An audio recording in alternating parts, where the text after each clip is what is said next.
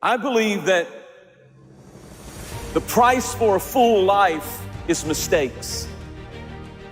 Mistakes are the price for a full life that you have to pay if you learn from them. I believe that hell wants to maim you and mock you with your mistakes. But heaven wants to make you and transform you by your mistakes. Failure should not become a prison house where you're held hostage the rest of your life by your mistakes.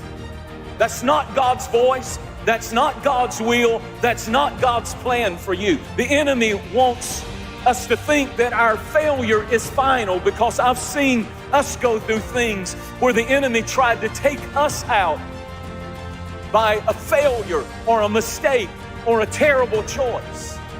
Your mistakes are not final. Your failure is not final. Rejoice not over me, O my enemies, for when I fall, I will rise again. When I sit in darkness, the light will come. I want somebody to hear me clearly. You might have made a mistake, but you're not one. You might have failed, but you're not a failure. You might be down, but down is not your destiny. There is a resurrection coming to your dream, to your life, to your call, to your purpose. You might have fallen and you might have failed and you might have made a mistake, but you are not a mistake. And God will never define you by the worst mistake and choice you made in life. Critics will, attackers will, haters will, people will, but God will never define you by your worst mistake. And I need you to think that great is His mercy towards us. I love the story of Simon Peter. I love the fact that God loved him after he messed up. That's why when the angel appeared at the tomb, the angel said, Jesus wants me to specifically name one of the disciples by name. He said, go tell my disciples and Simon Peter to meet me in the upper room. The same guy who denied Christ, the same guy who lied, the same guy who cut a man and got violent, the same guy who failed and failed miserably. He said, you tell my disciples and you tell Peter. He named him specifically, I believe, because he wanted his critics to hear, I do believe in my good disciples, but I also still believe in my fallen disciples.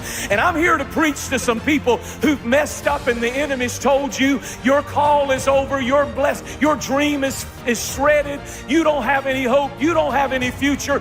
There is restoration available for you, and He still has His hand on your life. Isn't this something that it was Simon Peter who preached on the day of Pentecost? He didn't choose the other 11. He chose the one who messed up. And that's what I've come to prophesy and preach to tonight, that some of you have fallen, some of you did it, some of you messed up, but the Lord sent me to tell you there's still life in your dream. There's still life in your call. There's still life in your purpose. There's still life in what God has called you to do. Realize failure is not final. Failure is not final. We live in a culture that says, if at first you don't succeed, give up. No. You know, one reason most of us don't venture out and start pursuing our God-given dreams in life, we are paralyzed by the fear of failure. We think, what if I apply for this job and I don't get it? Now, what if I ask that person out on a date and they don't say yes? What if I, do this and it doesn't work? They're paralyzed by failure. Remember this, nobody stubbed his toe standing still. I mean, if you're moving forward, you are going to stub your toe from time to time, but you're also going to move forward. I mean, I think of Thomas J. Watson, the founder of IBM. He said, the way to succeed is to double your failure rate. What do you mean by that? Double your failure rate. He was saying the more times you try something, the more ventures you pursue, yes, the more times you're going to fail, but you're also going to succeed more as well. You have to fail if you're going to succeed. George Bernard Shaw, great novelist, had his first 5 novels rejected. Babe Ruth struck out 1,330 times, but he's considered one of America's greatest baseball players. Thomas Edison discovered 1,800 ways not to make a light bulb. But all of those men were tremendous successes. Guess what? The more resumes you send out, yeah, the more rejections you'll get, but the more likely you'll get a bite on it. The more doors you knock on, the more people you share your faith with, yeah, the more rejections you're going to have, not of you, but of Christ, but the more opportunities to lead people to Christ. That's why it is important that we understand that failure is not final. Dennis Waitley, in his book, Seeds of Greatness, says, winners work at doing things the majority of the population are not willing to do. Do you desire to achieve your God-given purpose in life? Expect to work hard. And don't be discouraged when other people seem to be making progress and you seem to be standing still. I think of the words of Amy Carmichael, that great Christian writer. Words that have been an encouragement to me at certain times in my life. Perhaps you'll find encouraging as well. She says, sometimes when we read the words of those who have been more than conquerors, we feel almost despondent. I feel that I shall never be like that, we think. But these people won through step by step, by little bits of wills, little denials of self, little inward victories, by faithfulness in very little things. They became what they are.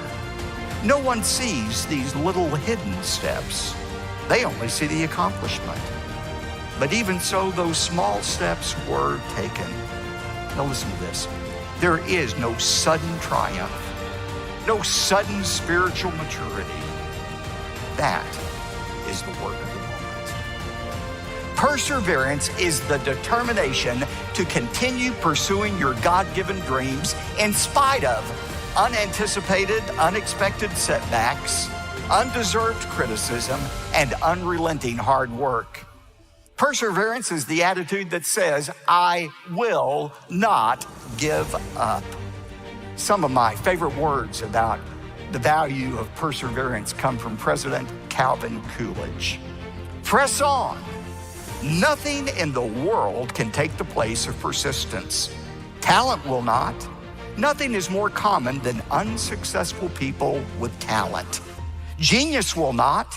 Unrewarded genius is almost a proverb. Education will not. The world is full of educated derelicts.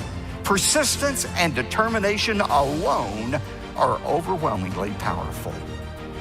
Successful people are those who continue pursuing their God-given dreams. But when those unmovable obstacles come into our life, we have one of two choices. We can either just give up, or like Paul, we can view those problems as brilliantly disguised opportunities to trust in God. What you don't know is that the best lessons I've learned through inadequacy and failure. Disappointment and heartbreak and forgiveness. By the grace of God, I've come to the place where I no longer fear failure. And I've come to the place where I will be always grateful for God's grace to forgive when I don't measure up to my unrealistic standard. Please, men and women, please understand, only God is adequate. You're not. Only God is perfect. You're not. Only Christ can set goals of that high and reach them. You can't. You do your best.